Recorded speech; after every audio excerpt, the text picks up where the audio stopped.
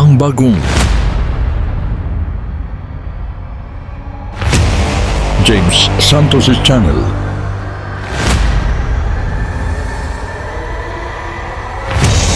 Bagong tema, bagong boses, may komentaryo. Ang pangangaral ni Brother Eli Soriano.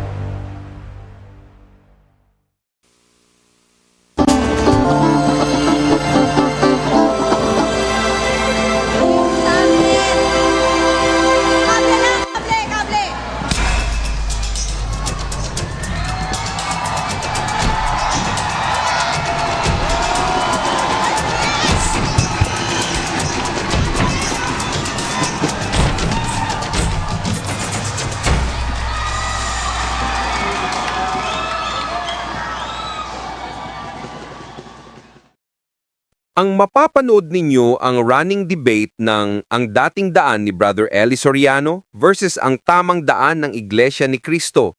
Patutugtugin natin ang buo at ginagawa natin ito sa pamamagitan ng fair use at bibigyan natin ng komento pagkatapos ng video.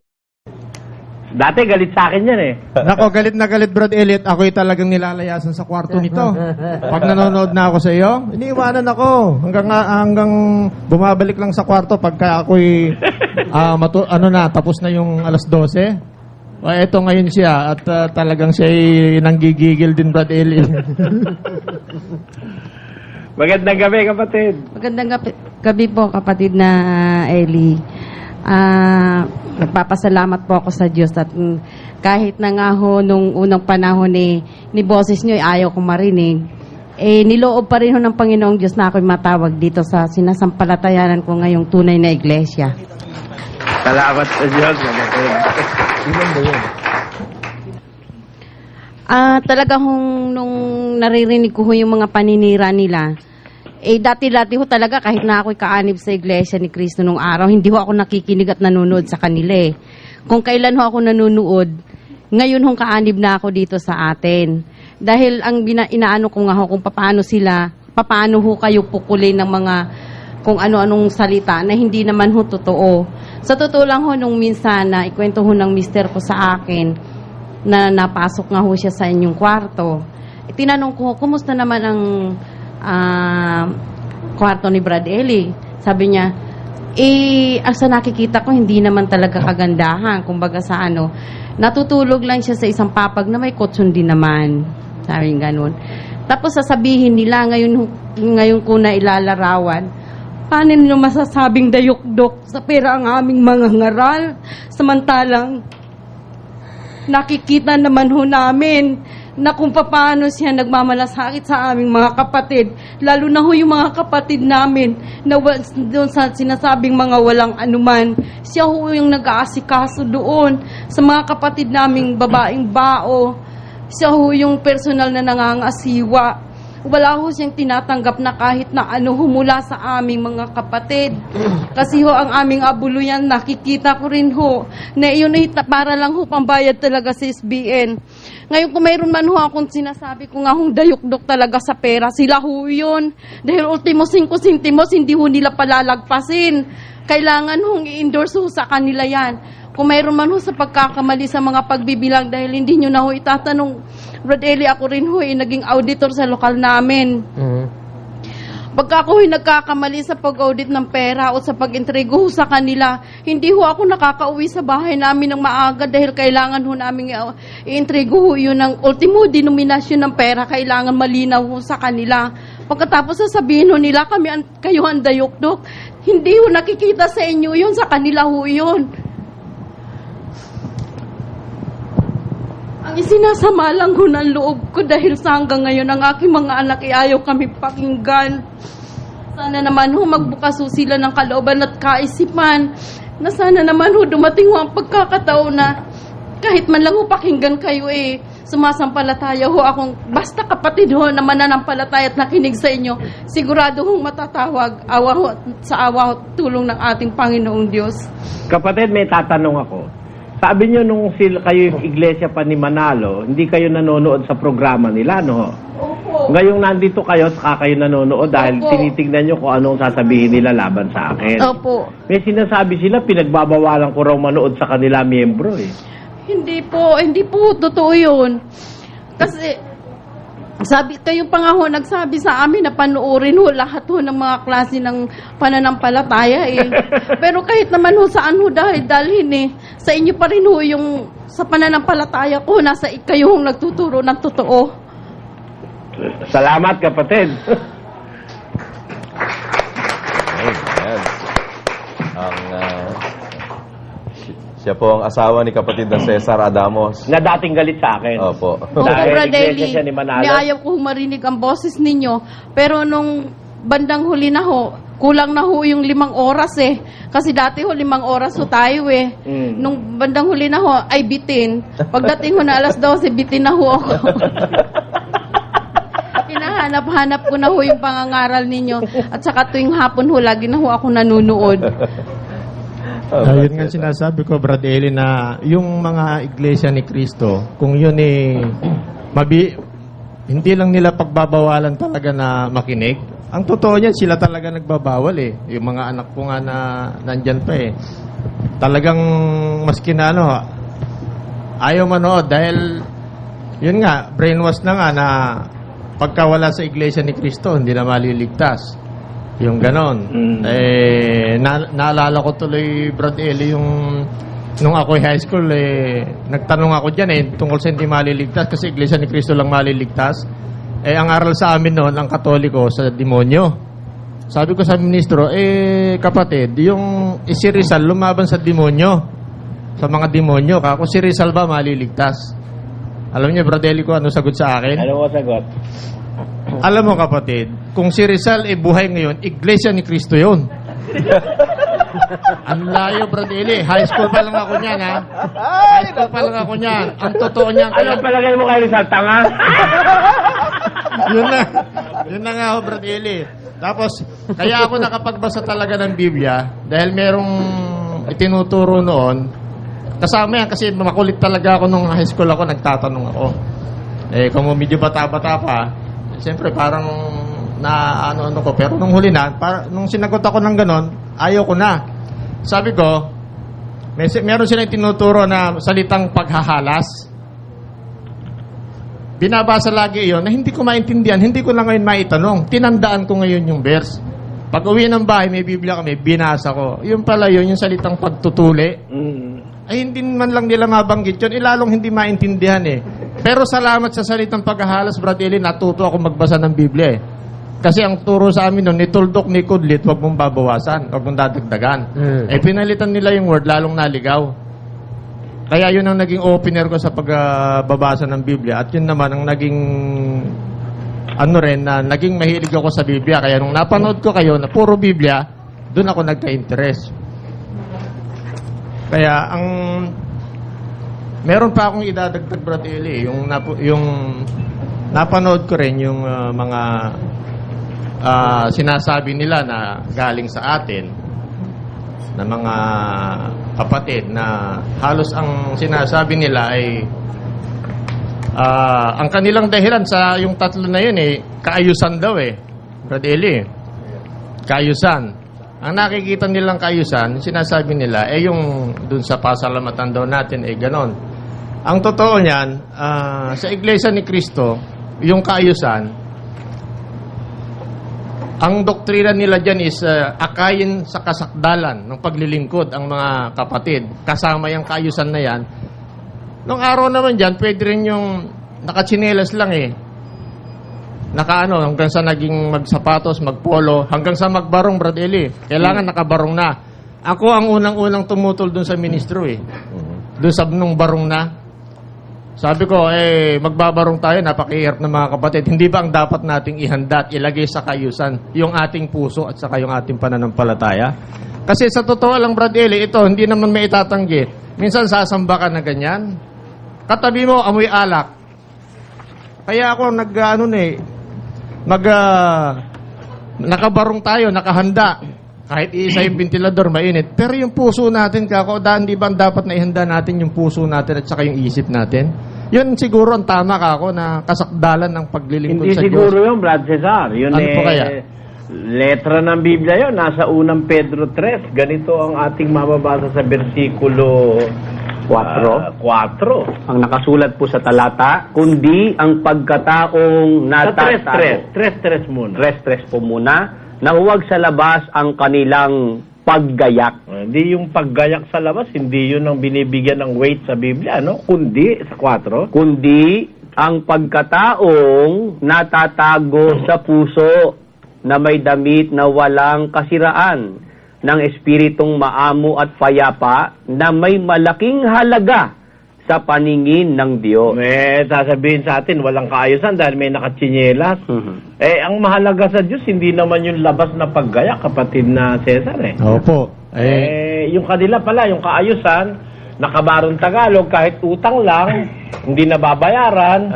Kasi may utang nga sa akin yung kapitbahay ko, 3 kabambigas, di na nagbayad.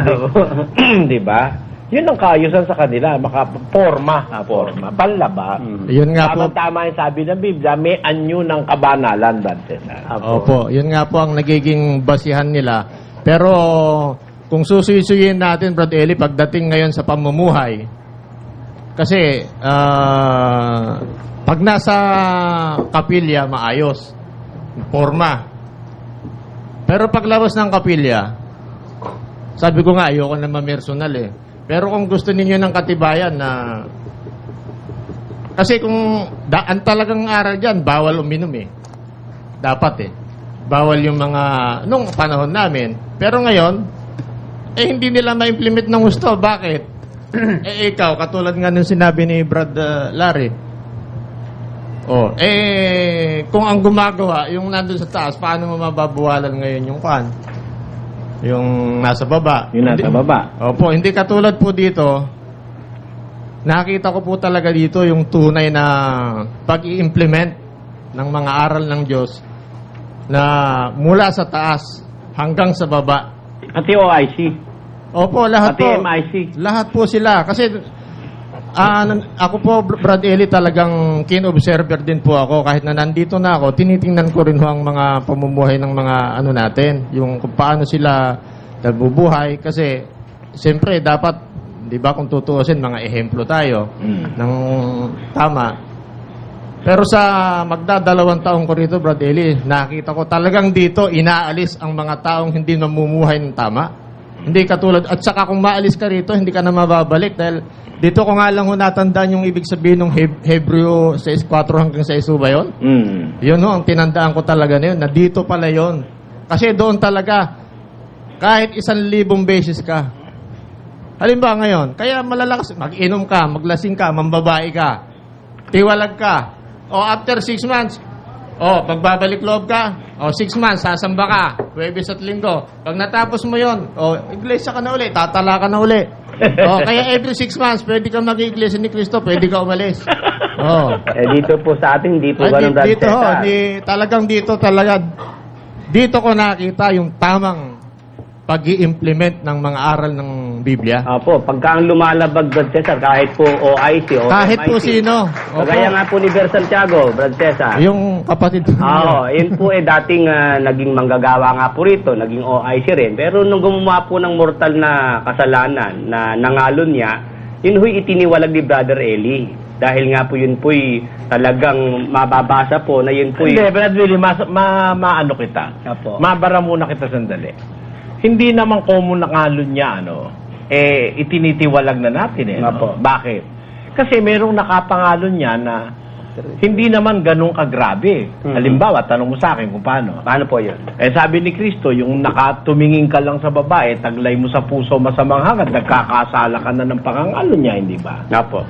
Yun, pangangalon niya rin yun, tumingin ka ng may masama kang hangad meron may mga natutuksong gano'n, pwede mo rin terminuhang nakapangalon niya, no? Apo.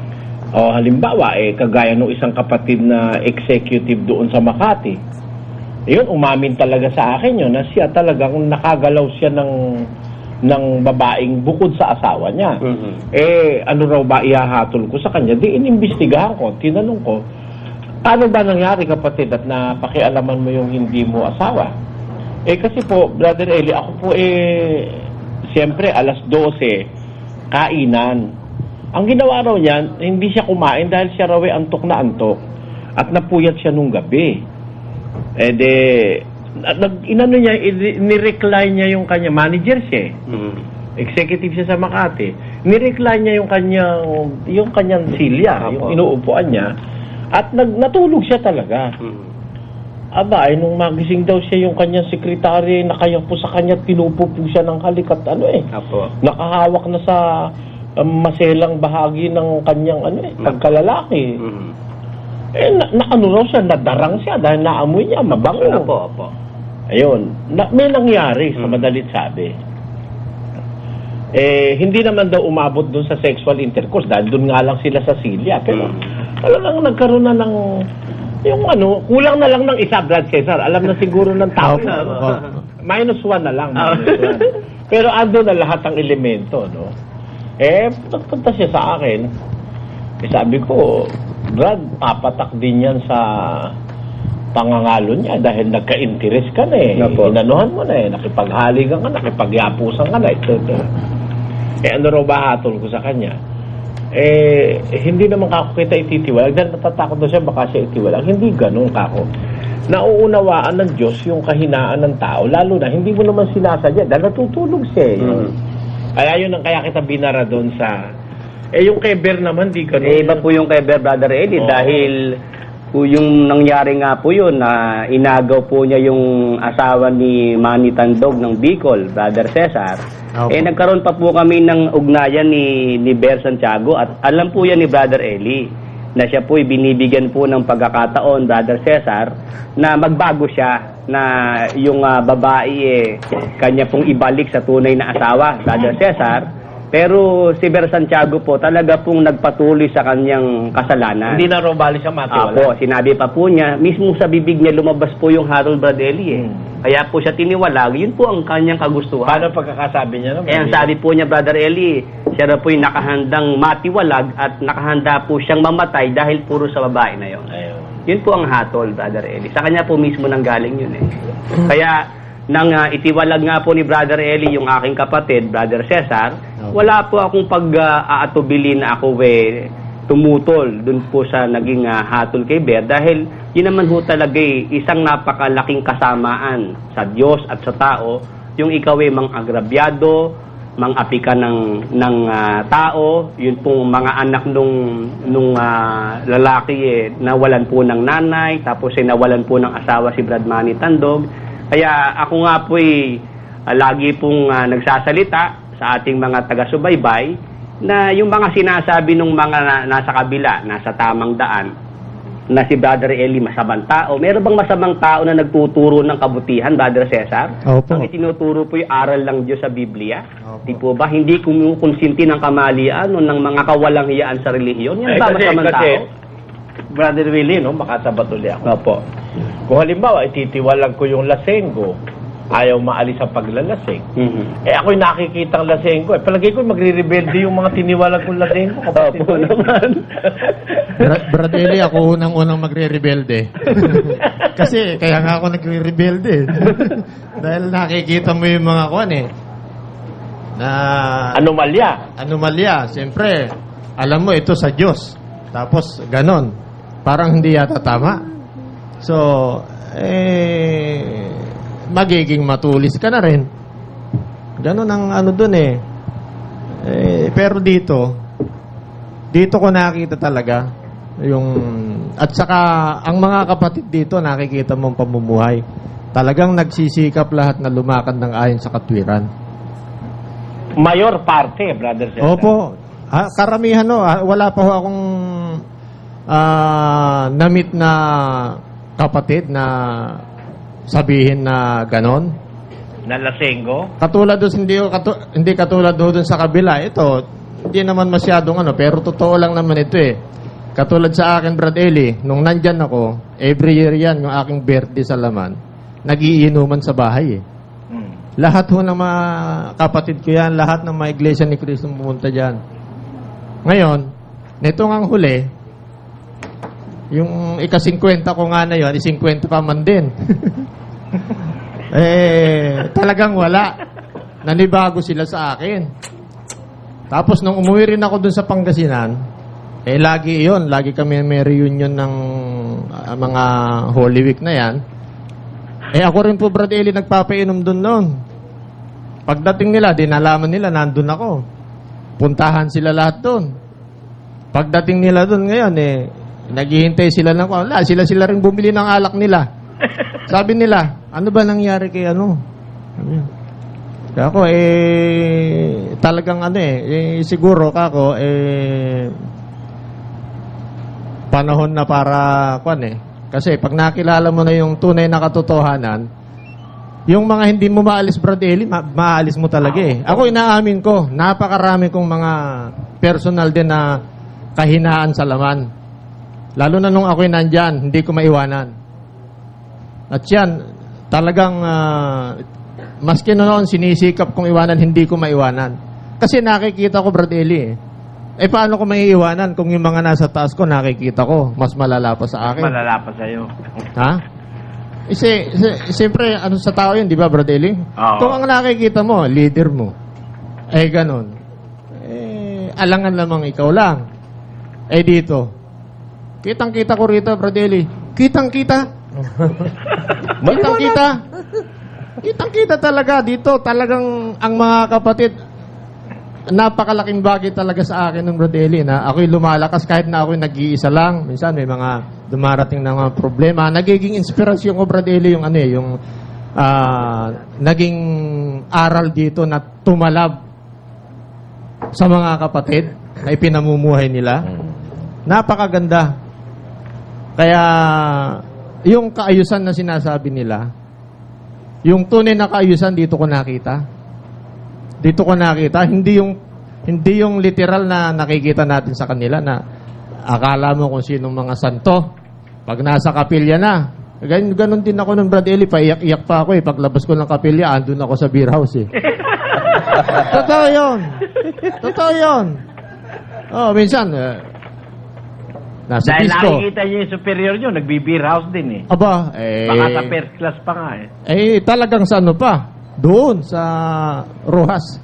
Ako, dito lang sa may banda-banda rito lang sa may Malamalate, o dito lang sa minsan nga, dito lang sa may, sa may crossing. Alangan naman sasabihin mo sa akin, bawal yan. Bakit nakita kita doon, Anong magiging kanyan, di ba? Maging lang tayo, maging totoo lang tayo. Kasi, hahamunin ko kayo Kung talagang bawal ang alak sa inyo, gusto nyo, sasamahan ko kayo anytime. Sa mga kapatid na nagiinuman lagi. Itiwalag nyo sila lahat. Kung talagang... kaso kahit itiwalag, tatanggapin ulit. Yan nga Hindi, at least, Brad Eli, kasi pag natiwalag na, ano na yan hindi na nila maano yung mga kapatid na huwag makinig sa inyo, Brad Eli. Di magkakaroon na sila ng way na makapakinig ng kwan. Yan ang napakasakit Kasi kami, nanggaling dyan, alam namin yung... Pasikot-sikot. Pasikot-sikot Unang-una, maliit pa ako, Brad Eli, talagang ako'y napakasigla dyan Ang totoo niyan pinanganak ako talagang diretso. Kaya lang ako din naging matulis nung naintindihan ko na yung takbo Maski yan, hinahamon ko yung mga dyan, maski dyan sa nakakakilala sa akin. Alam nila kung nasubaybayan nila ang pagkabata ko. Hanggang sa ganon. Pero hanggat maaari nga ayaw natin nung personal. Kaya lang, sa nakikita natin kasi, kailangan magsalita tayo para alam nila kung ano yung tunay na kaayusan na sinasabi. Yun lang, Brad Eli, at ako'y nagpapasalamat talaga at nakita namin dito ang tunay na kahulugan, ang tunay na katotohanan na sinasabi sa banal na kasulatan. Pero masaya ako dahil sa misis nyo. Galit ho sa inyo. Ang totoo yung Brad Eli, noon pa ito Kaya lang, katulad ng isang gabi, nung nag-uusap kayo, magsasalita ka? Takbo tayo doon. Sabi ko, kagagabi yata yun, Sabi niya, alanganin na bukas na lang siguro. Hindi ko naman alam mo yung schedule ko ano yung mangyayaring talakayan. O sige, tingnan natin. Natapat nga talaga na ganon. Eto siya ngayon. Ang totoo, napakarami pa Brad Eli dun sa Apalit Nanggigigil talaga sila dun sa salitang dayok-dok. Sabi sa akin, Brad Cesar, schedule mo nga kami dun sana, magsasalita kami. Sabi nga gano'n. O sige kako Kung loloobin ng Diyos, di anyayaan nyo sila lahat sa Martes at makapagsalita sila dyan. Opo, yun nga ang inaano nga namin na kino-coordinate namin na makaano yung iba pa. Kasi kami lang naman Brad Eli ang talaga makakapagpatunay Dahil kasi galing kami doon, tapos nandito kami ngayon. Kitang-kita namin ngayon yung mga pagkakaiba at saka yung nangyayari talaga. So, hindi po pwedeng magsinungaling kami. Dahil yun talagang nakikita namin. Kaya nga kami umalis doon dahil nakita namin yung mga nangyayari doon tapos basta yun lang ang masasabi namin na ang mga kapatid dito, hindi ninyo kailanman mapapaniwala sa mga salita ninyo at maging mga hindi kapatid. Hanggat hindi kayo lumalaban, hanggat hindi kayo nagbubukas ng telepono ninyo na laging grounded, wala na kayong pag-asa. Wala na. Ang mga ministro, Brad Eli, nakayuko na lang minsan pag nasasalubong namin Sabi nga ni Mrs. alam mo kung bakit nakayuko yan? Kasi sigurado tatanungin mo ng debate, sasabihin niyan, malalim yung dahilan. Hinahanap kung gaano kalalim kaya nakayuko yan. Natawa nga ako nung sabihin niya yun Kaya, ayun lang, Brad Eli, at salamat sa Diyos at kami narito ngayon sa tamang pananampalataya. Salamat din sa inyo, kapatid na Cesar. Ayan. Sige po, maraming salamat, Brad Cesar at ni Manalo. Pero ibig nilang magpahayag ng kanilang mga saloobin. Isa lang po natin dito sa ating mikropono. Pero alam ko, kakilala siya ni Brad Larry. Brad Larry?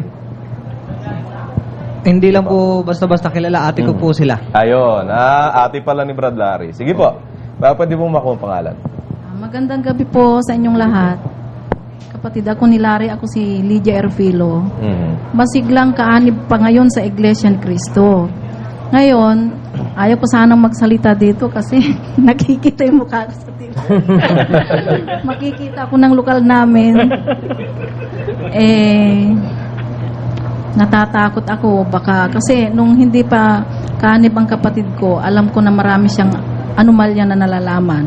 May pumunta na sa amin na escort ni KRD na sabi niya, pagka kayo ay lumaban sa pangangasiwa, may kalalagyan kayo. Nagsasalita na ng marami si Larry, kaya naku po, paano na kami, baka hindi na kami makauwi ngayon. Hindi naman po siguro. Oo, kasi ako ho ay dating sa finance, ako yung sinasabi ni Larry na matagal ho ako sa finance, si Kajun Santos ang ano dyan. Ngayon po, yung sinasabi niya na talagang bawal ho sa amin na sabihin kung ano, magkano ang pananalapi ng iglesia. Kaya nga ho, ako'y hindi ko natagalan dahil sa 22 na probinsya na hawak ko, lagpas hanggang ulo ang papeles na ino-audit ko. Ang hirap. Hindi ko ho kaya. Palagi akong nagkakasakit noon. Marami akong operasyon sa katawan ko, kaya hindi ko ho kaya yun. Kaya umalis na ako kasi hindi ko talaga kayang bilangin yung pera na... Ang dami, no? Kaya ganun. 1991 pa yun. Kaya nga sabi ko nung narinig ko sa TV yung si billionaire si KRD, sasabihin ko sana tatawag sana ako kay Brad Eli na hindi billionaire yan, trillionaire na siya. Kung sa pananalapi ang pag-uusapan. Ngayon ho, si Larry mapilit kasi na makinig daw kami dito sa Channel 21. So, nakinig ako. Nung narinig ko na palaging nagmumura si Brad Eli, nag-aaway kaming dalawa. Kasi bakit ka ako nagmumura to? Pero nung matagal-tagal na, naunawaan ko na rin yun. At saka, naku po, baka andyan yung asawa ko kasi bumabay dahil ayaw niya sanang magsalita ako dito kasi ho, ang hanap buhay namin nasa tapat ng kapilya mismo. Baka hindi na ho ako makapunta doon. Yun po. Pero bahala na ho ang Panginoon Diyos kung talagang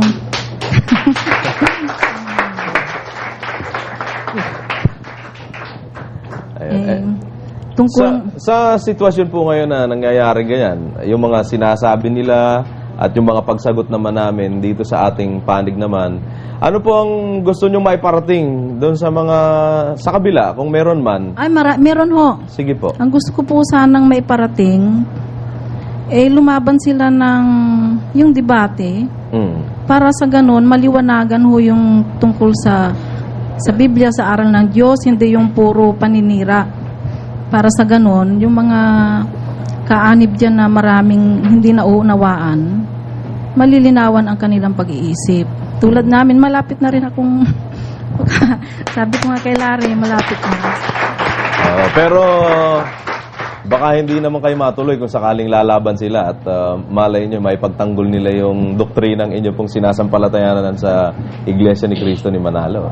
Ay, palagay ko sa matagal na akong nakikinig, kailan lang nung nabautismo ng kapatid ko, naintindihan ko na rin lalo yung si Kristo ay Diyos. Nag-aaway kami palagi hanggang sa nagkasagutan kami, sigawan kami sa bahay. Pero sa ngayon, nauunawaan ko na rin yun.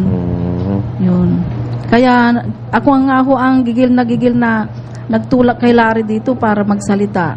Kasi ayaw ko yung hindi ko pa man si Brad Eli yung dayukdok naiinis ho ako doon kasi ho may narinig ako noon na yung si Brad Willie ba yun yung sabi na yung asawa niya nagpatotoo na hindi nakakarating kay Brad Eli yung yung salapi hanggang sa pananalita nila parang dalawang asawa nung yung asawa ni Brad Willie. So asar na asar ako noon kasi alam ko na sa iglesia kung saan pupunta yung mga pera. Ganun po. Ayun, Pero tayo naman, hindi po tayo Dati po kayong nasa finance ng iglesia ni Opo, Manalo, kapatid. nasa finance po ako. Kaya alam nyo ang pera, ang pasok. Alam Sa po. 22 probinsya. Opo. Kaya nasabi nyo hindi lang billionaire si KRD, kundi trillionaire. Opo. Kaso bawal nga sanang ipaabot namin. Nandito na ako. Sabi ko na yun. Kaya naku baka bukas ititiwalag na ako nito. Doon ho sa barbershop namin kasi nagkakainitan na kami doon dahil yung sasakyan namin medyo parang ayaw na nilang ipatigil na matagal. Pasensya na ho kayo kasi hindi ako Tagalog. Pangasinan, Ilocano po kami. Opo. Mamondan. Kabsat. La Union. La Union din ako. Ba, taga-La Union kami, kapatid. Ay, ganun po ba? Ang aking ama, taga Nagilian. Magkababayan po tayo. Talaga magkikita opo. tayo.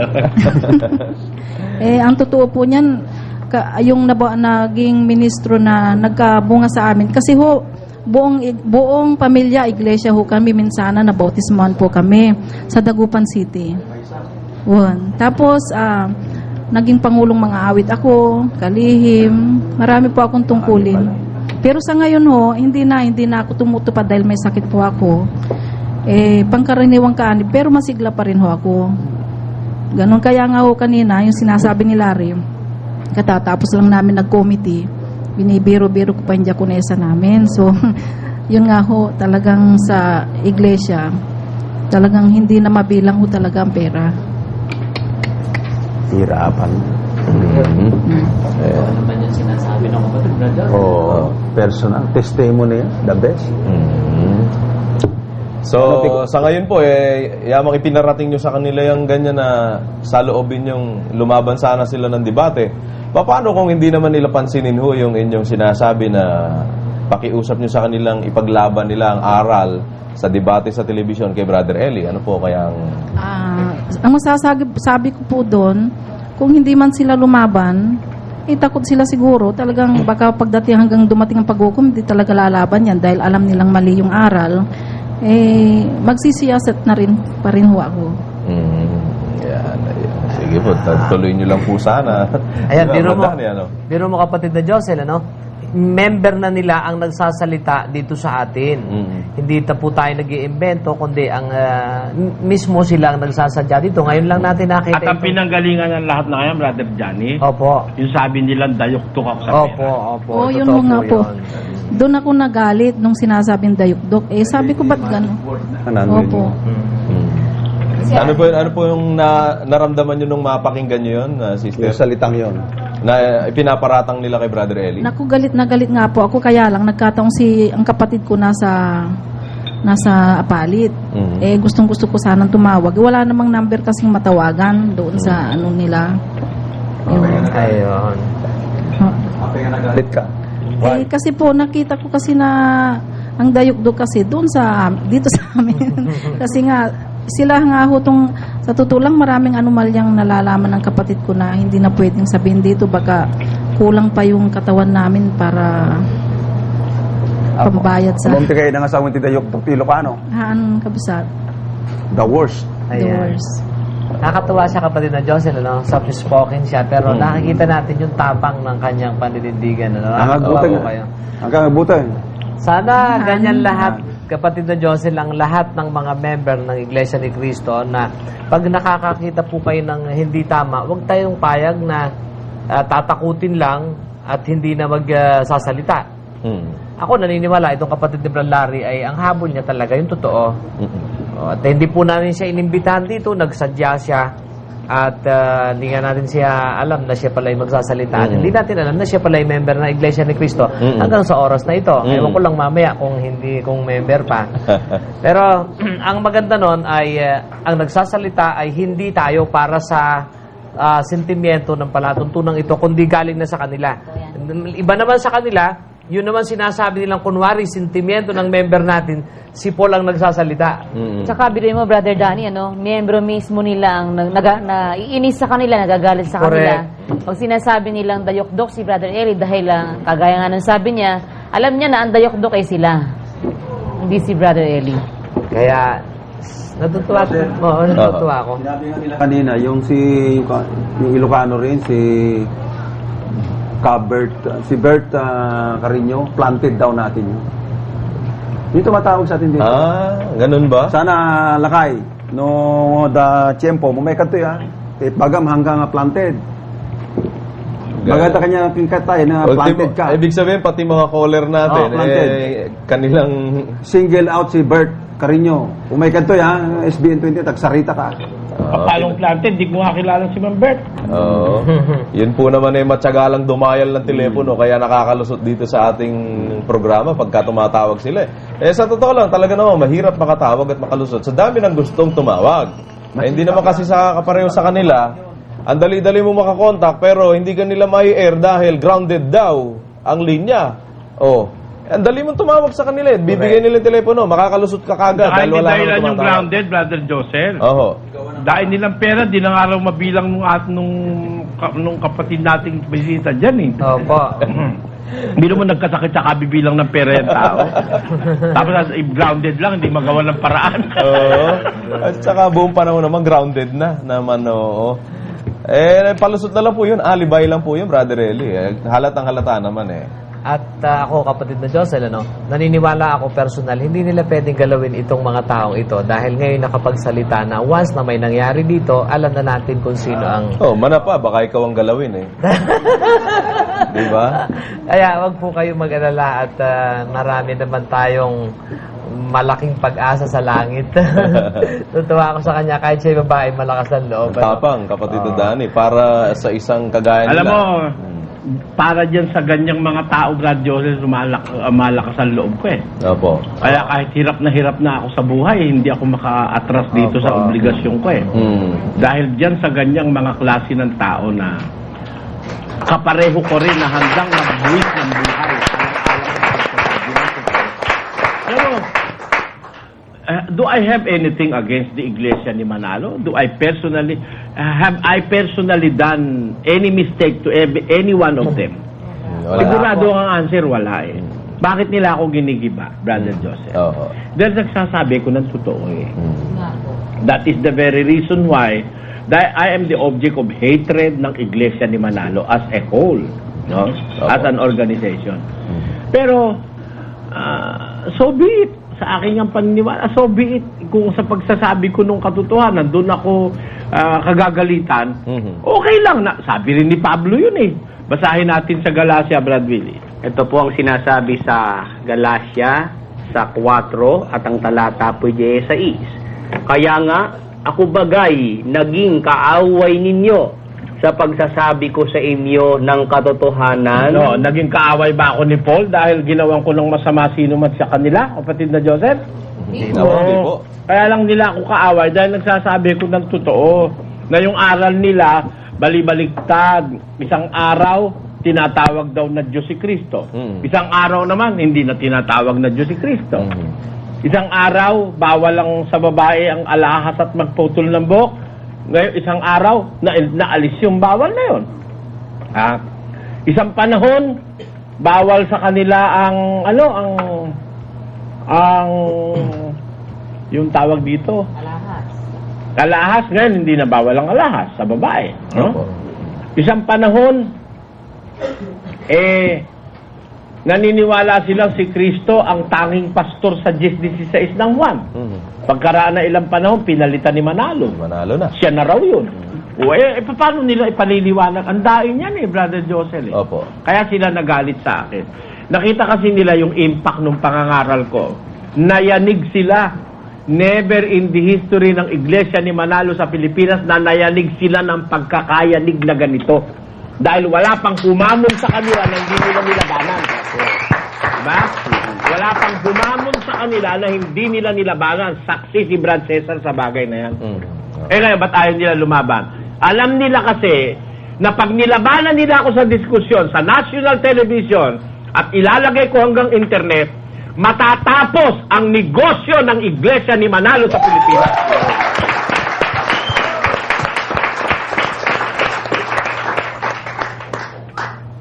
Yan ang totoo dyan, Brad Joseph. Opo. At palagay ko, yun din ang nakikita nitong mga panauhin po natin eh. Palagay nyo po, ano po ba ang may kukomento nyo sa bagay na yan? Hindi ba nyo naiisip kung bakit kaya ayaw nila lumaban hanggang ngayon ang debate kay Brother Eli, Brad Larry at saka sa... Meron po akong kapirasong masasabi tungkol dyan. Kasi ganito naalala ko habang sasalita si Brother Eli, naalala ko kasi yung anak ko dinodoktrinahan na ngayon yung panganay 16 anyos siya.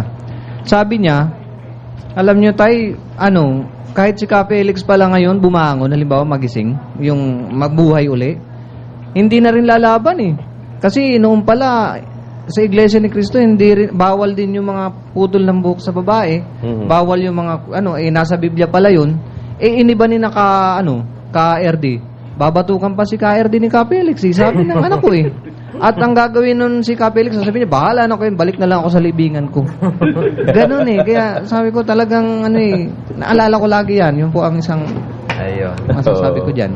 Kasi ito pong si sister nananawagan sa panig na yun na lumaban sila ng debate kay Brother Eli hindi ito first time dahil si kapatid na Cesar Adamos, ganyan din ang pakiusap niya nung bago siya maanib dito. Nagbigay pa nga siya ng taning Brad Cesar, di ba? Petsa ang binigay ninyo. Ano bang petsa nga po yun?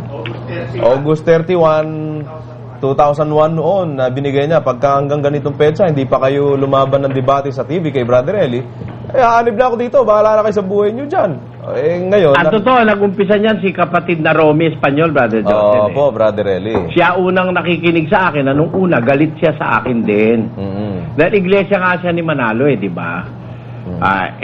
Ang unang kaanib sa atin yung asawa ni Ka Romy, si Ka Nedy si Ka Romy hindi kaanib. Opo. At yung mga kapatid ni Ka Nedy, ministro, kapatid ni Ka Romy, ministro rin ng iglesia ni Manalo. Ayun, Yan ang umpisa niyan. Ngayon, sa kagustuhan ni Ka Romy na mapahiya ako, pinuntahan niya akong personal at sinasabi niya, lalakarin niya raw na magkadiskusyon ang panig na ito at ang iglesia ni Manalo. Hanggang sa kani-negotiate, pinagsabihan siya ni Paul na tarantado ka pala sabi ni Paul, Wala sa TV yun. Wala sa TV. Kasi sa TV, hindi marunong magmura si Paul Sabi, kung hindi raw siya marunong magmura. Para sa kanila kasi yung tarantado, mura. Pero sa TV lang nila hindi sinasabi yun. Pero sa sa Telepono. harapan, mas matindi pa ron kung magmura sila, Brother Joseph. Totoo po. Sabi, tarantado ka pala, ba't mo ikay kinumpormiso iglesia? Di ba? Sabi gano'n, ano? Yun ang sabi ni Karom eh. May footage tayo niyan dyan. Meron. Ngayon, nung sabihan siya ng gano'n, nag-isip siya.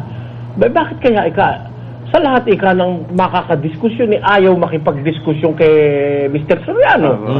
Bakit lahat naman ng nakikipagdiskusyon tuwa pa kami pag may makikipagdiskusyon sa amin at dadalhan namin ng membro, ba't sa'yo ikay ayaw? Ayun, doon na nag-umpisa pagdududa niya, hanggang nagsuri siya, hanggang nagtapat na siya sa akin ng pinakamalalim na lihim ng buhay niya, na siya pala'y anak ng isang mataas na opisyal. Ayun. Royal blood. Royal blood pala siya. At siya illegal heir. Ayun. Dahil anak siya sa labas. Kaya nga kamukha siya ng tatay niya eh. Kung sino yung tatay niya, hindi lang natin sinasabi yun. Opo, Brother Eli. Ayan. Ganun yun. Ngayon, ito, pakiusap nitong panauhin natin. Miyembro pa rin naman nila hanggang ngayon. At meron pa pong isa dito, Brother Eli. Pero, hindi na lang natin siya ilalagay ipapakita sa TV screen. Ang pangalan i-hold lang muna natin. Pero ito, certified. Pwedeng i-check talaga na ito'y verified at certified na miyembro nila hanggang ngayon din. Meron din po siyang gustong iparating dun sa mga dayok-dok na yon. Sige, abutan na lang po natin ang mikropono, please. Off camera na lamang para kasi meron silang nararamdamang pangamba, kapatid na Dani. Hindi naman maiiwasan dahil hindi mo naman maikakaila kung anong iba yung salita, no? Opo. Yung salita, nakakakilabot yung salita. Huwag niyong, pag sinabi niyo kahit kanino, ang pananalapi ng iglesia, may paglalagyan sa inyo. Ganun po ba? Opo. Hindi pala. Kung marunong ka ng logic, matatakot ka, Brother. Mismo po, Brother Eli. Kaya, sige, bigyan na po natin ng pagkakataon. Magandang gabi po sa inyo. Magandang gabi ho sa inyong lahat, lalo kay Brother Eli. Magandang gabi po. Ganun pa man, kinakabahan talaga ako. Hindi ko alam kung anong sasabihin ko. Kaya lang po ako napilitan na magsalita. Dahil sa una ho, gusto ko munang sabihin sa inyo na sa ngayon, masigla pa akong kaanib sa Iglesia ni Cristo at isang mga awit sa Iglesia ni Cristo. Napilitan po akong magsalita dahil sa nangyayari sa kapatid ko na marami akong naririnig na salita laban sa kanya na ganun nga ho na kung magsasalita raw ho kami na laban sa kanila, maaring may kalalagyan kami. So sa ngayon ho, talagang sa kinauupuan ko na ito ngayon ay talagang nandito na ho ang hinig ng katawan ko. Kaya, ang gusto ko lang ho, kaya nagsalita ho ako rito dahil sa kapatid ko ho, unang-una, nasa lupa ako ng iglesia. Maraming nga ho akong naririnig. Ganon din ho doon sa kapatid kong nagtatrabaho sa Central na halos, hindi ko alam kung tanggalin na rin sa trabaho yun. Pasensya na ho kay Brother Eli dahil talagang nanginginig talaga ako sa takot ngayon dahil naunawaan po namin kayo, kapatid. Naunawaan namin kayo. Kahit hindi niyo po sabihin buo, naunawaan namin kayo. Una ho, ang una hong masasabi ko yung tungkol nga ho sa binabantahan kami sa bahay na may pumunta nga ho doon na sa ngayon no, sa kapilya talagang inuusig na rin ako ng mga kasamahan ko dahil nalaman nila na yung kapatid ko pumasok na rito sa sa inyo po. So sa ngayon hindi ko sinasabi sa mga kapatid ko na pati ako ho, hindi na ho maganda ang nila sa akin sa lokal na kinatatalaan ko. Noon pa ho, nung nasa lokal pa ako ng Tagumpay, palipat-lipat ho ako ng lokal dahil hindi ko nagugustuhan yung treatment na nila sa akin, hindi na maganda nung pumasok na yung kapatid ko diyan. At saka pwede po bang sabihin yung nakikita ko rin ho sa loob ng iglesia, Brother Pwede po, Joseph? basta ano lang po yung totoo lang po. Oo po. Totoo lang po ito. Sa totoo lang, malapit na rin akong mahila ng kapatid ko dahil hindi sa hinihila na gusto na niya akong maano rito. Ang sabi ko kay Sister Isa, kung lulubin ng Diyos na mapapaanib ako diyan, bakit hindi ako? Kasi po, marami na rin po akong nakikitang hindi ho maganda, katulad namin mga awit. Hindi ho, dapat po ba yung nasa dressing room kami, may naiiwang gamit, nagnanakawan, may nawawalan ng cellphone, may nawawalan ng pera. Oo. At saka ito pa ho, pagdating, may kapatid kasi ako na na-encounter na umutang sa amin ng pera na pangulo ho ng mga awit yun. Kaya po ako lumipat ng lokal sa ibang lokal dahil nagkaroon ho kami ng diskusyonan sa pera na yan. Umutang ho sa akin ng pera yan. Sa kabila nun, ako pa ang naging masama. Hindi na kumbaga ang treatment na niya sa akin dahil pangulo ho siya.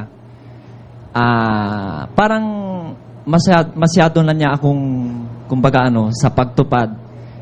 Kumbaga masyado na niya akong parang ano bang tawag noon? Ginigipit. Ginigipit ho sa mga bagay na hindi naman ako dapat na anuhin, kaya lumipat ho ako ng lokal. At saka isa na lang ho itong sasabihin ko, Brother Eli. Hindi ko nga ho alam kung dapat na, ang totoo niyan, kinuha ko na ho yung transfer ko sa lokal na pinanggalingan ko. Dahil nga ho, hindi na ho maganda yung treatment sa akin nung pumasok yung kapatid ko dyan. Sa ngayon, hawak-hawak ko na yung transfer ko dahil umalis na po ako ng lokal. Sa ngayon, hindi ko alam kung saan ko dadalhin yung transfer ko ngayon, kung saan lokal na naman ako papadpad dahil alam na nila na yung kapatid ko pumasok na dyan sa inyo. Kaya hindi ko po alam sa ngayon kung anong dapat kong gawin sa kinuha kong transfer. Yun na lang po ang masasabi ko. Hindi ko po alam, Brother Eli, kung sa mga susunod, lulubin pa ng Diyos na muli akong magsalita rito,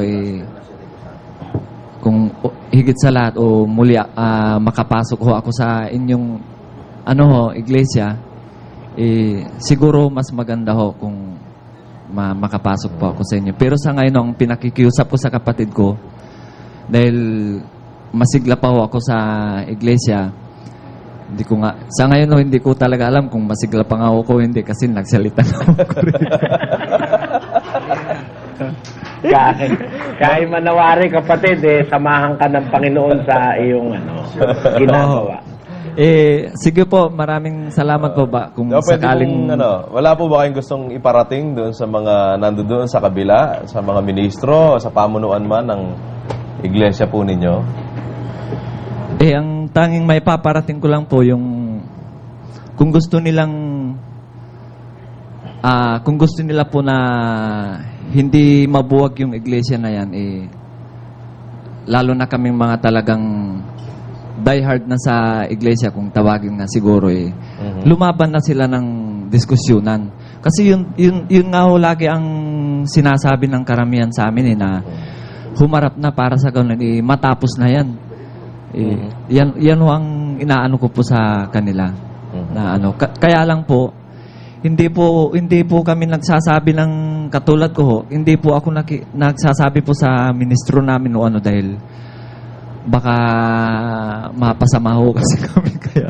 Pero sa inyo pong assessment ngayon sa ginagawa nilang estilo ng pagtira kay Brother Eli, pagsagot nila, yung paraan nila ng pagsagot kay Brother Eli sa kanilang programa, ano pong nararamdaman ninyo? Ano pong nakikita po ninyo? Nung una po, Brother Josely, talagang sa totoo lang, kumbaga pumapanig ako sa kanila sa mga naririnig ko. Pero nung bandang huli, parang hindi na yata maganda yun, sabi kong ganun. Umiibabaw na po sa akin yung katotohanan na hindi naman ganun si Brother Eli. Na ano ko po, na napag-aaralan ko po yun. Kasi nakikinig din ho ako sa ano ninyo Opo. dati po ayaw ko pong makinig dyan dahil bawal talaga sa amin yan. Pero nung nakita ko yung ano dyan, na unti-unti kong nakikita yung maganda yata ang makinig dito, sabi kong ganun, kaya nakikinig po. Napunan nyo rin po ba ang style nila na focus na lang sila sa pamemersonal at hindi na po aral lang kanilang sinasagot kay Brother Soriano? Opo. Sa totoo nga po ngayon, kapag pag tumutupad ako ka Brother Jusel sa tungkulin ko, dahil choir nga po ako Pagdating ko ng dressing room, hindi ko po alam kung tutupad pa ba ako o hindi na, kung ganun. Kasi tama po yung sabi ni Sister Liz sa akin kanina na, alam niyo po, nagdadalawa kasi ang ano ninyo, dapat pagtimbangin ninyo yan, sabi niya. Kaya kung loobin ng Diyos na mapapasok ako sa inyo, siguro kung loobin ng Diyos, maging choir din ako sa inyo. Sige po, maraming salamat po. Salamat po. Ayan. Teka, meron lang ko alis na isang tatanong lang baka bago siya umalis. Opo, Joseph. Brother Eli, go ahead po. Baka sabihin na kasi planted natin itong mga tao nito. Yung isang kapatid hindi planted dahil nakita mo ka sa TV. Siya hindi natin pinakita. Baka sabihin planted. Kapatid, tanong kita sa'yo, planted ka ba namin? Yun pong question na po sa akin yan alam ng Diyos po yan na hindi, kasi ako pa nga ang nagtutulak sa kapatid ko na, Larry, magsalita ka na, sabi kong ganun, dahil para sa ganun matapos na yan, sabi kong ganun. Malay mo, pag nagsalita ka maakay mo na ako dyan. Pero yung planted po ako, Brother Eli, ayan po ang Diyos nakatingala sa akin. Salamat po. Handa po akong bumaon dito sa kinauupuan ko. Salamat po, kapatid. Kasi gano'n pati para... Sa totoo nga po gustong-gusto ko kayong mamit ng personal Maraming salamat. Salamat po. Kasi kaya ako sinasabi, kasi pati na pala yung caller natin, planted daw natin. Alam mo, ang caller dito sa atin, hindi planted. Miski nga kay Manolo, pag ang caller, kapatid, inaamin ng caller na kapatid siya, di ba? Kaya sabi nga sa akin ni Manolo, kapatid pala yung tumawag sabi nga gano'n sabi mo, pag silang tatawag, wag nang masyadong mahaba dahil para yung iba mapagbigyan natin. Hindi naman bawal tumawag sila. Kaya naman, inaamin naman ng mga kapatid na sila kapatid. Kasi hindi ko tinuruan ng kasinungalingan ng kapatid dito.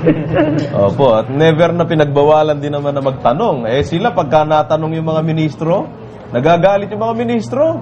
Lalo na pagka itatanong mo, anong kahulugan ng banal na halik? Kikinig ka kay Soriano, no? Ganun po kagad. Ay, nako, yung mga yan, napakalaki na ng ginagawa nilang... Tama, nakikita na nila yung yung nagagawa nila, no? Opo. Pati miyembro nila nagsisintimiento pabor sa atin, Brother Joseph. At ako lalo na po, kung nandito lang sa studio yung mga nakikinig ngayon, at nanonood sa TV, lalo po yung mararamdaman dahil yung kagaya itong huling nagsalita, ayaw namang mapabanggit ng pangalan. Pero talagang, sabi nga niya, talagang abot ang nervyos niya. Kaya lang naglalakas loob po yung tao. Atas na rin siguro nung kagustuhan niyang, yung totoo talagang, may hayag sa kababayan nating mga nakikinig Brother Josel, hindi siya mapalagay. Kasi Brother Josel, sobrang naman na talaga yung kanilang mga ginagawa na yan na paninira kay Brother Eli Kung ikaw naman kasi taong matino ang pag-iisip at saka meron kang pagpapahalaga sa katotohanan, hindi ka naman maano sa mga yan, kundi magagalit ka talaga kahit miyembro ka pa nila. Magagalit ka sa kanila dahil alam mo na hindi totoo yung sinasabi nila labang kay Brother Eli.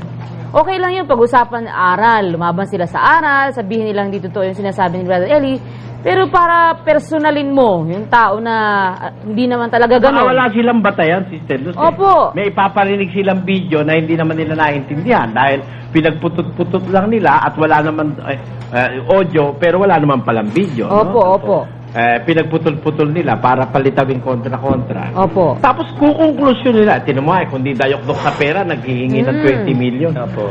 Kaya nga po lahat ba nang manghihingi, dayok-dok?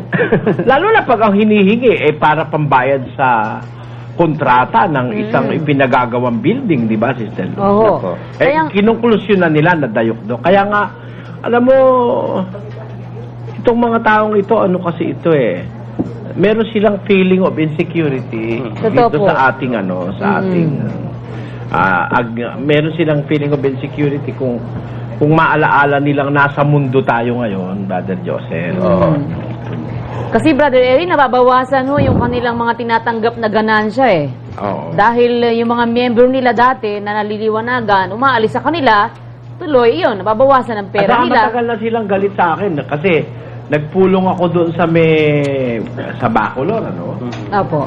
Ang abuluyan daw doon, 600 pag Webis 600 pesos. Mga anong year po yung Brother Eli? Mga 1972 siguro, 71. Malaking halaga na po yun. 600 pesos ang abuluyan. Nung magpulong ako, naging 27 pesos. Kaya pala naman nalaman kasi yung bumibilang na Diakonesa naanib sa atin. Kaya po pala matindi galit matindi galit nila sa babarilin nga ako nung isang taga-Angeles na naka-Mercedes-Benz nung diskusyon Galit sila sa akin talaga dahil biro mo, from 600 naging 27 kasi sinasabi ko sa pulong, walang abulo yan ng Webis sa Biblia. Hindi nag-abulo yan ng Webis yung mga nakapakinig. Nagalit sila sa akin doon. Lalo na po ngayon, Brother Eli, dahil puro kahihiyan ang inaabot nila. Doon lang sa... Marunong silang mahiya.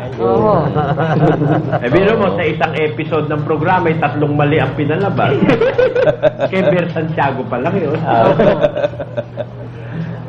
Yun nga pong inaasahan nila, Brother Eli, na magtatayo sa kanila. Iba na magsasadla sa kanila sa kahihiyan. Akala nila kakuha sila ng asset kay Ber Santiago. Akala mo, Brother Eli, brilyante Yung pala naman puwit ng puwit ng bote. Kaya lang, Brother Eli, hindi naman, nakaramdam ng hiya Buong pagmamalaki pa rin silang naghahayag ng mga kasinungalingan hanggang ngayon. Ganyan. Pero alam mo, yung mga miyembro ang mga miyembro ng nahihiya para sa kanila, di ba? Kagaya itong mga nagpunta po dito, Brother Eli, hindi nila nagugustuhan yung style nitong mga ito na may personal na mga kung ano-ano akusasyon. Sila naman pala itong mga amin. Paul. Wag din Aminin. Yung sinasabi nyo na ako yung bilyonaryo, di totoo yan. Wala akong bilyon, marami akong utang. Tanungin nyo Metrobank. Diba na, Brother Joseph? Sa kanila pala, ang pera hindi na mabilang. Nagkakasakit nga po bumibilang. Alam mo. Sino kaya ang dayok-dok? Sino dayok-dok, Paul? Yung maraming pera o yung walang pera? Pero ako, Brother Joseph, let me say this kay Paul. Alam mo, Paul, wala ako sa ilalim ng kahit sinong tao Wala, hindi ako napapasakop kahit kanginong tao Hindi kagaya mo, no? Ikaw naintindihan kita, kaya ka nagsasalita, binabayaran ka. Ako hindi ako binabayaran, kaya ako nagsasalita. Diba? Kaya nauunawaan kita, pero sana matakot ka sa Diyos dahil alam mo namang hindi totoo yung sinasabi mo laban sa akin, di ba? Alam mo, hindi totoo yan. Yung dayok-dok ako, yung konklusyon nyo ni Michael Liling, hindi totoo yun ako'y dayok-dok, lintang dayok-dok, ganun. Alam nyo, hindi totoo yun Dahil yung pinakikita yung pinaparinig yung mga boses ko sa iba-ibang pagkakataon, doon yung makikita na hindi nga ako dayok-dok Alam mo kung bakit? Eto, sasabihin ko sa'yo. Ako, sa totoo lang, kung ako'y pag-uusapan kapasidad personal, may kapasidad akong maging milyonaryo Totoo po yan. Sa abilidad ko sa buhay, Brother Joseph. At siguro hindi mako-question ito ng kahit na sino may isip na umiisip Sa talinong nasa akin, Brother Joseph, sa abilidad ko sa buhay, dapat mas mayaman ako sa ibang mga mangaral eh. Opo, totoo po yan. Dapat mas mayaman ako sa abilidad ko kasi ako, nag-umpisa akong maghanap buhay, mga 12 anyos pa lang ako, Brother Joseph. At the age of 18, meron akong minamaintain na kantin doon sa Holiday Inn. Sa Manila Hilton Hotel. Nung araw yun naging Holiday Inn na lang ngayon yun At tapos sa edad na 18, 17, meron na akong sarili kong 2 sasakyan may 3 motorsiklo ako, may 2 akong sasakyan dahil ako talaga masipag akong maghanap buhay. At awa naman ng Diyos, kahit anong hanap buhay na umpisahan ko, kumikita naman. Opo. Kumikita. Ngayon, it so happen nga lang na nagministro ako, kaya yung paghahanap buhay, isang tabi ko yun Pero I started na hindi ako liability ng iglesyang pinasukan ko. Hindi ako liability. Marunong kasi kung kumita ng ng malinis na pamamaraan, nagpapagod ako talaga. Kaya ako, hindi ako papapanginoon ng mamamanginoon ako sa tao, Brother Joseph, na para sabihin mo dahil babayaran ako Ako hindi ako nasanay sa ganun Hindi ako nasanay na meron akong pinapanginoong tao. Basta ako, totoo lang ang gusto ko sa buhay ko. Ayoko nung hindi totoo. Kahit na upahan mo ako, hindi ako papayag. At kaya ako laging nasasabi mo kay Brother Willie, sa inyo, never na kayo i-subject nyo yung pagkatao nyo sa tao. Okay. Bawal kasi ng Biblia yun na mamanginoon ka sa tao Kasi pag namamanginoon ka, kahit ano ipasabi sa'yo, kahit anong ipagawa sa'yo, gagawin mo alang-alang doon sa namamanginoon ka, hindi ba? Tama po. Ako, namamanginoon ako sa Diyos Kahit ano ipasabi ng Diyos, sasabihin ko yun. Kahit magalit sa akin si Atty. Rosal, sasabihin ko yun Di ba? Kahit i-demanda pa ako ni Atty. Rosal. Gusto niya, away kami, di siya atrasan Kasi yun ang pinapasabi ng Diyos. Natatandaan siguro ni Atty. Rosal, sabihin ko sa kanya, Atty. Rosal, yung religion mo, stupido yung religion mo. Inutil. Harapan ho yun, nandun ako sa stage abogado siya, Siyempre, may pride siya, Kaya ako lang namang ginamit yun. Hinahamon ko kasi yung kanyang meticuloso, Nakita ko kasi kay Atty. sa una kami magkita. He is in quest for the truth in matters pertaining to this world. Kasi human rights lawyer siya, mahilig siyang magtanggol doon sa mga naaapi. Siguro ako, pag nai-motivate ko si Atty. Rosal, magiging crusader din ito for the truth concerning not only material things but also most especially spiritual things. Totoo po yan. Ngayon, ang gusto ko lang sabihin, in my own right, talagang in my own right, pwede naman akong mag-milyonaryo, Brother Joseph Hindi sa relihiyon, Hindi sa relihiyon. At hindi rin sa pangungurakot sa kapwa. Kaya lang, yung mga sinasabi nila nang hihingi ako, hindi rin para sa akin yung hinihingi ko, para sa convention center, Brother Joseph Tapos, pagkatapos makikita naman na hinihingi ko yun sa kapatiran, halimbawa, para dun sa ating, sabi ko, sa kisame, sa bubong, at saka yung bayad nga noon kay Miss Imelda Papin, di ba? Tapos, papatugtog nila, tapos duduktungan ng konklusyon, dalukdok daw ako sa pera. Tinan mo, kung may hustisya bang alam yung mga tao na yan? Hindi naman nga akin yung hinihingi ko, paano ko naging dayukdok? Gago ka? Hindi ba? Gago talaga. Sana kung akin yung hinihingi ko, Brother Joseph. At kung akin naman, di naman ako kailangan manghingi sa kapatid. Ni pagkain ko nga, ayokong hingin sa kapatid Ni pagkain ko, ayokong hingin.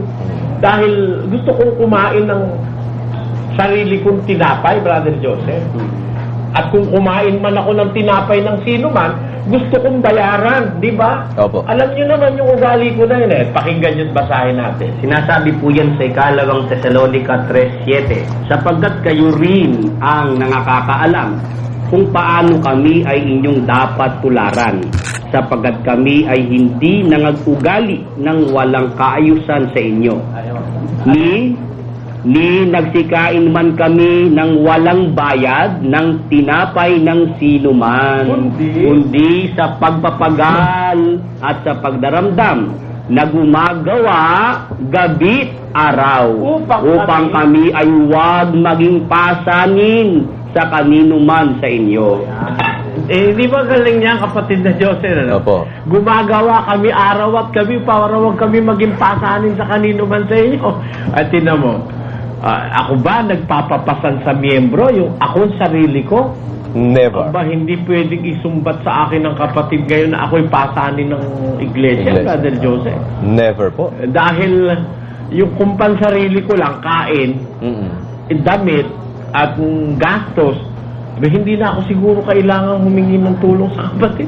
Yun lang bigay nung aking pamangkin sapat-sapat na sa akin, sobra pa Sobra pa. Brother Joseph Iba pa rin po nga nakikinabang dahil sobra ibinibigay po sa inyo. Oo, at saka hindi ko naman kinakain din yung ibinibigay ng pamangkin ko dahil ginagastos din naman yun sa mga bagay na may kinalaman sa kapakanan ng marami, kapatid na Joseph. Totoo po yan. Unang-una, ito.